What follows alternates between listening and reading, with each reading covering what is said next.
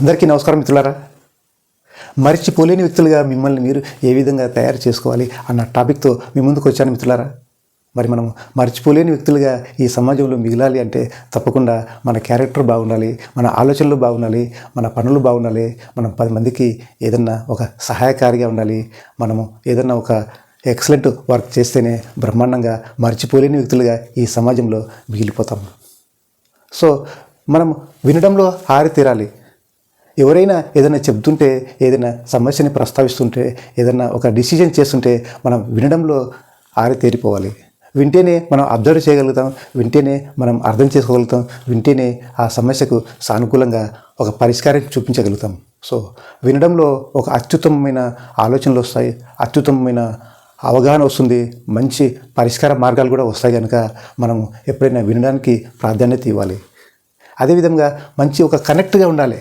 ప్రతి ఒక్కరితో ఒక మంచి ఆలోచనలతో సమాహారంగా ఉంటేనే మనకు ఒక మంచి గుర్తింపు వస్తుంది. మనం ఒక మర్చిపోలేని వ్యక్తులుగా మిగిలిపోతాం. వాళ్ళొక కస్టమర్ కావచ్చు, వాళ్ళొక అడ్వైజర్ కావచ్చు, వాళ్ళొక అసోసియేట్ కావచ్చు, వాళ్ళు ఒక లీడర్ కావచ్చు, వాళ్ళు ఒక ఎంప్లాయీ కావచ్చు, వాళ్ళు ఒక పెద్ద ఎంప్లాయీ కావచ్చు, ఒక పెద్ద బిజినెస్ పర్సన్ కావచ్చు. ఎవరితోనైనా మనము అనుసంధానంగా ఉంటేనే మనం ఒక మంచి ఆలోచన చేయగలుగుతాము. ఒక కస్టమర్కైనా మంచి చేయగలుగుతాము, అసోసియేట్కైనా మంచి చేయగలుగుతాము, ఒక ఎంప్లాయీకైనా మంచి చేయగలుగుతాము, ప్రతి ఒక్కరికి కూడా మంచి చేయగలుగుతాం. సో మనము వాళ్ళతో ఒక కనెక్ట్గా ఉండి వాళ్ళ యొక్క హావభావాలని మనం గుర్తిస్తూ వాళ్ళకు మన యొక్క ఆలోచనలని మీద దృష్టి పెట్టి వాళ్ళకు ఏదైనా మంచి జరిగే విషయం మనం అందిస్తే, మంచి జరిగే విషయం వాళ్ళకు చేకూరిస్తే వాళ్ళ లోపల మనం మర్చిపోలేని వ్యక్తులుగా మిగిలిపోతాం మిత్రులారా. అదేవిధంగా చిరస్మరణీయంగా ఉండండి. మనం ఏం పని చేసినా ఒక మెమొరీ అనేది ఉండాలి ఖచ్చితంగా. ఎవరెవరికి ఏమేమి మంచి చేస్తున్నాము, ఎవరెవరికి ఏమేమి ఉపకారం చేస్తున్నాము అన్న విషయము ప్రతి ఒక్కరు గమనిస్తూ ఉంటారు, ఈ సమాజం గమనిస్తూనే ఉంటుంది.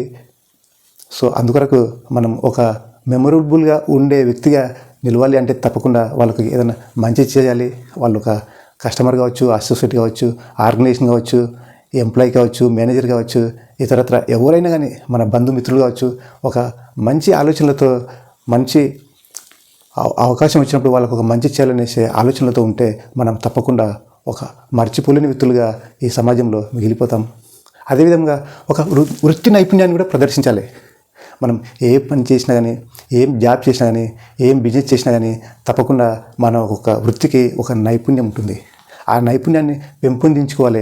అది చిన్న పని కావచ్చు, పెద్ద పని కావచ్చు, ప్రతిదానికి ఒక నైపుణ్యం అనేది ఉంటుంది. ఆ స్కిల్స్ని నేర్చుకొని, ఆ నాలెడ్జ్ని నేర్చుకొని, అపారమైన ఆలోచనలతో అపారమైన అవకాశాలని అందిపుచ్చుకొని ఆ వృత్తిలో మంచిగా రాణించాలి. ఆ వృత్తికి ఒక అందం తీసుకురావాలి, ఆ వృత్తికి ఒక గుర్తింపు తీసుకురావాలి, ఆ వృత్తికి ఒక ఆహ్లాదకరమైన వాతావరణాన్ని క్రియేట్ చేయాలి.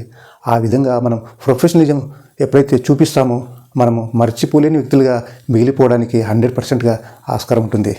సో అదేవిధంగా విశ్వాసాన్ని పెంపొందించుకోవాలి. మనము ఏ పని చేసినా కానీ ఒక విశ్వాసంతో మాత్రమే చేయాలి.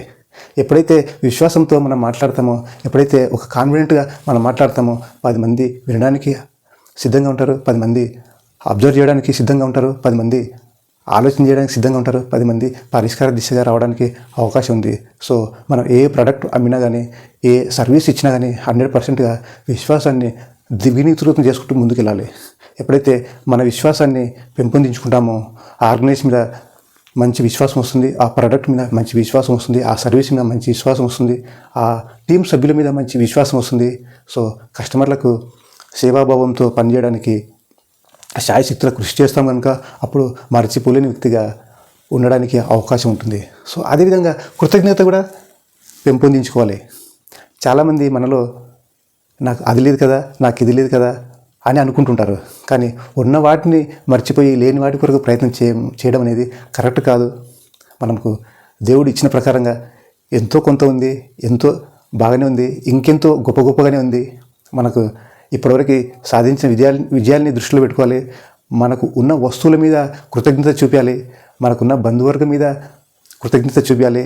మరి ఇన్ని ఉన్నా కానీ ఇంకా నాకు లేదు అనే లోటుతో లేని దాని కొరకు వెంపర్లాడుతూ మనకు ఉన్న వాటిని పోగొట్టుకుంటున్న వ్యక్తులు ఎంతోమందిని చూస్తున్నాం. సో కృతజ్ఞత మనకు తెలియజేస్తేనే మనకి ఇంకా ఉన్న వస్తువుల కంటే కావచ్చు, ఉన్న వృత్తి కంటే కావచ్చు, ఉన్న డబ్బు కంటే కావచ్చు, ఉన్న బంధువుల కంటే కావచ్చు, ఇంకా ఎంతో ఈ సమాజం, ఈ యూనివర్స్ ఇస్తూనే ఉంటుంది. సో కృతజ్ఞతతో ఉండడం అనేది ఒక గొప్ప గుణం. సో ప్రతిదానికి, మన లైఫ్లో ఉన్న ప్రతి విషయానికి మన కృతజ్ఞత తెలుపుకుంటేనే మనం ఒక మర్చిపోలేని వ్యక్తులుగా ఉండడానికి అవకాశం ఉంది. సో అదేవిధంగా మనం ఒక సానుకూలమైన ప్రభావాన్ని ఏర్పరచుకోవాలి. సో ఎప్పుడు టెన్షన్లతో చిన్న సమస్య రాని, పెద్ద సమస్య రాని, ఏదేదో రకరకాల ఆలోచనలు, అది అవసరానికి రానివి, అది కష్టం లేకపోయినా క్రియేట్ చేసుకోవడం. సో ఇది అట్లా కాకుండా ఒక సానుకూలమైన వాతావరణాన్ని మన కస్టమర్స్ దృష్టిలో కావచ్చు, మన అసోసియేట్ దృష్టిలో కావచ్చు, మన లీడర్స్ దృష్టిలో కావచ్చు, మన ఎంప్లాయీస్ దృష్టిలో కావచ్చు, మేనేజర్స్ దృష్టిలో కావచ్చు, ఒక మేనేజ్మెంట్ దృష్టిలో కావచ్చు, ఏ ఆర్గనైజేషన్లో వర్క్ చేసినా కానీ మనం ఈ విధంగా ఒక సానుకూలమైన ప్రభావాన్ని కలుగజేస్తే వాళ్ళు కూడా, మన చుట్టూ ఉన్న వాళ్ళు మన ఆలోచనలతో, మన మాటలతో ప్రభావితం కావడానికి అవకాశం ఉంటుంది. సో ఈ విధంగా మనము ఒక మర్చిపోలేని వ్యక్తులుగా ఈ సమాజంలో రాణించడానికి ఈ అన్నీ పాటిస్తే 100%గా మనము ఒక మర్చిపోలేని వ్యక్తులుగా మిగలడానికి అవకాశం ఉంటుంది. సో ఇట్లాంటి స్కిల్స్కి ఈ క్రింది నెంబర్కి సంప్రదించాల్సిందిగా.